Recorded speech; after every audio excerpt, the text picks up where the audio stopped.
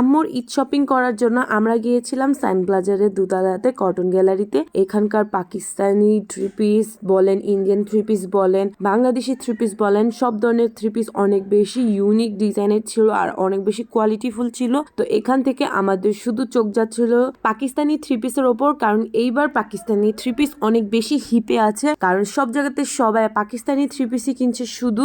আর এই পাকিস্তানি থ্রি পিসের যে ব্র্যান্ডগুলো ছিল, আগানুর বলেন, শেফন বলেন, তারপরে তাওয়াক্কাল বলেন, জুবাইরা বলেন, মানে এই ব্র্যান্ডগুলোর কালেকশন মাথা নষ্ট ছিল। তো এখান থেকে আমরা অনেকগুলো থ্রি পিস কিনি। সব জায়গায় পাকিস্তানি থ্রি পিসের রেঞ্জ অনেক বেশি থাকে, এই জায়গায়ও সেমই, মানে কোনো কম বেশি এরকমও না।